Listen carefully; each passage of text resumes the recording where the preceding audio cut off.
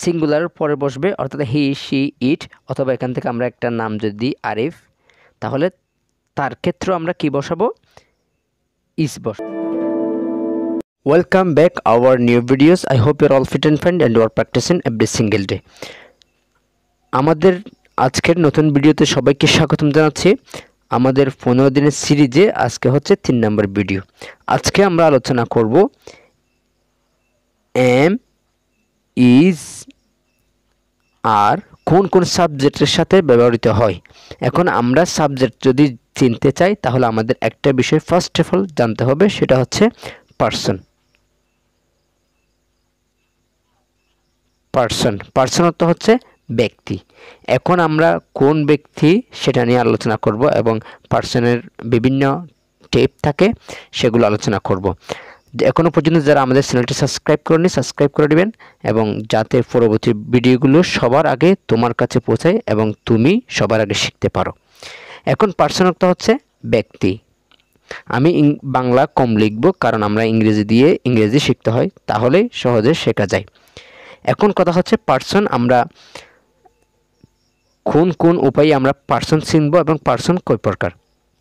এখন আমি পার্সনের প্রকারগুলো আমরা এইখানে এই কর্নারে লিখতেছি। একটা হচ্ছে পার্সন প্রধানত 3 প্রকার। একটা হচ্ছে ফার্স্ট পার্সন, দ্বিতীয় হচ্ছে সেকেন্ড পার্সন, একটা হচ্ছে থার্ড পার্সন।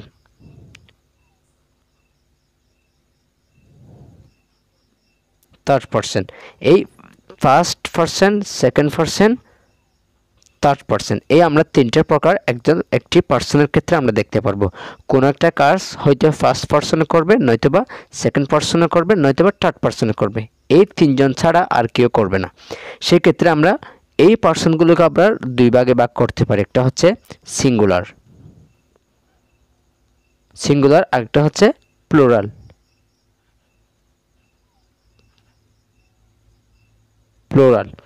এই সিঙ্গুলার অর্থ হচ্ছে এক বচন আর প্লুরাল অর্থ হচ্ছে বহু বচন। এখন আমরা এই ফার্স্ট পার্সনগুলো কি আমরা সেগুলো দেখব। সেগুলো হচ্ছে আই, সিঙ্গুলার হচ্ছে আই আর প্লুরাল হচ্ছে উই। আর সেকেন্ড পার্সন হচ্ছে ইউ, এটার প্লুরাল হচ্ছে সেম ইউ, অর্থাৎ ইউ। ফার্স্ট পার্সন সিঙ্গুলার যেরকম প্লুরালও সেম। এরপর হচ্ছে থার্ড পার্সন হচ্ছে আমরা কি দেখতে পারি? হি, শি, ইট, আর এটার প্লুরাল হচ্ছে দে। আশা করি তোমরা বুঝতে পারছো। এটা হচ্ছে যারা এখন ফার্স্ট পার্সনের যে আমরা এখন ডিসক্রাইব করব, মানে ফার্স্ট পার্সন কাকে বলে সেটা এখন আমরা বুঝবো কিভাবে। যখন কোনো একটা কাজ আমি বা আমরা করব তখন আমরা তাকে কী করব? ফার্স্ট পার্সন বলবো। যদি আমি ছাড়া তুমি, অর্থাৎ আমি যাকে উদ্দেশ্য করে কাজ করতেছি বা আমি যাকে উদ্দেশ্য করে বলতেছি সেটা হচ্ছে সেকেন্ড পার্সন। এখন সেকেন্ড পার্সন হচ্ছে তোমার অর্ডার নির্দেশে যেটা করবে সেটা হচ্ছে সেকেন্ড পার্সন। এবং থার্ড পার্সন হচ্ছে আমিও করব না, তুমিও করবে না, আর আমরাও করব না, তোমরাও করবে না, করবে আরেকজন। তৃতীয় যে ব্যক্তি করবে সেটা হচ্ছে থার্ড পার্সন। আশা করি তোমরা বুঝতে পারছো। আমি প্র্যাকটিক্যালি বলতেছি, এখন সংজ্ঞা দিয়ে যে তোমাদের বুঝে দিতে চাই তাহলে তোমরা বেসিক লেভেলে যেহেতু অনেক কিছু বুঝবে না, সেক্ষেত্রে আমরা অ্যাডভান্স লেভেলের কোর্সটিতে আমরা আলোচনা করব। এটা first person, second person, third person, how we can no them. ঠিক আছে, এখন আমরা শুধু আলোচনা করব এখানে বেসিক লেভেলগুলো নিয়ে।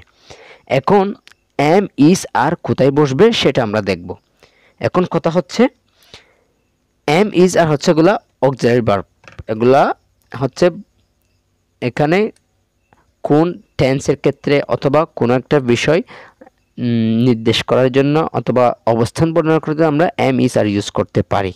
সো আমরা দেখব এবং প্র্যাকটিস করব কোথায় কোন সিচুয়েশনে আমরা এম, ইজ আর ইউজ করব। এখন কথা হচ্ছে এম এর পরে, আই এর পরে সর্বদা এম বসবে। এটা কিন্তু খেয়াল রাখবা। আই এর পরে সর্বদা কি বসবে? এম বসবে। ইউর পরে বসবে আর।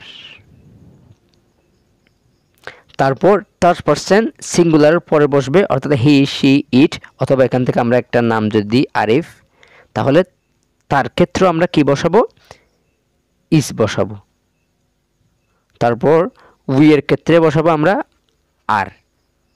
তারপর ইউ এর ক্ষেত্রে যদি সেকেন্ড পারসন প্লুরাল নাম্বার হয় তাহলে সেক্ষেত্রে আমরা আর বসাবো। এরপর দে এর পরে বসাবো কি? আর। এখন আমরা এখানে একটা বিষয় তোমরা খেয়াল করো, এটা হচ্ছে সিঙ্গুলার ক্ষেত্রে আমরা কি প্লুরাল ক্ষেত্রে সব ক্ষেত্রে আমরা কি বসাইছি? আর বসাইছি।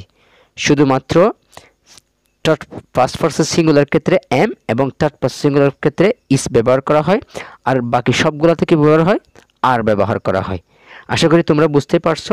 এখন আমরা যদি তোমরা এই লেসনটা বুঝে থেকে থাকো তাহলে আমরা এখন প্র্যাকটিসে চলে যাব। এখন আমাদের প্র্যাকটিস করার পালা।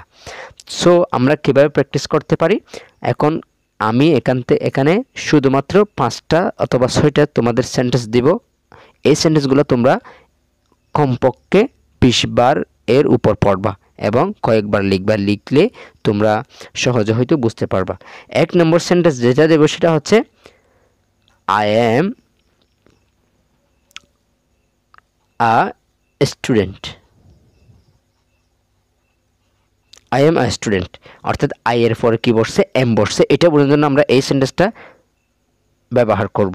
ঠিক আছে, তোমরা প্র্যাকটিস করবা। প্র্যাকটিস করার পর দেন আমরা নতুন একটা লেসন শুরু করব অবশ্যই। 2 নম্বর হচ্ছে we are student.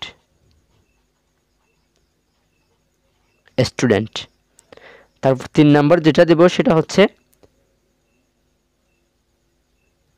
You are student. 4 নম্বর হি অথবা শি অথবা ইট। সেক্ষেত্রে আমরা কি করব? ইউজ করব he is a student, a student। তার 5 নম্বর যেটা হবে সেটা হচ্ছে they are a student। এই 5টা সেন্টেন্স কমপক্ষে তোমরা 20 বার করে পড়বা। পড়লে দেখবা তোমাদের মুখে চলে আসবে। এখানে কথা হচ্ছে তোমাদের এগুলো মুখস্থ করতে হবে না, অনলি পড়বা। শুধু পড়লে কি হবে? দেখো আই এর পরে কিন্তু এম বসছে। তুমি যদি বারবার প্র্যাকটিস না করো তাহলে আই এর পরে ইস চলে আসবে।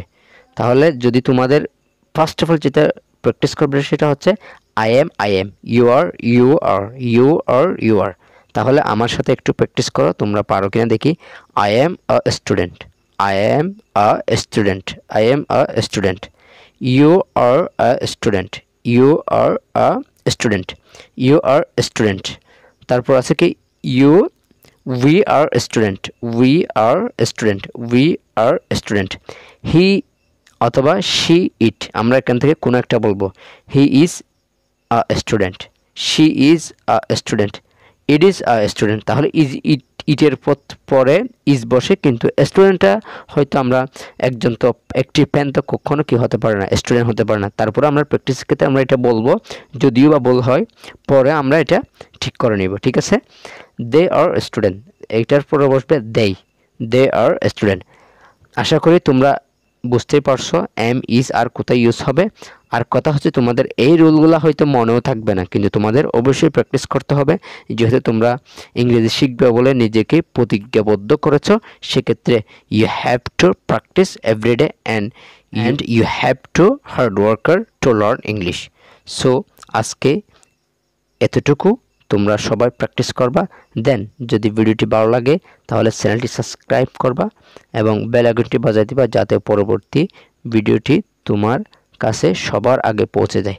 ধন্যবাদ সবাইকে।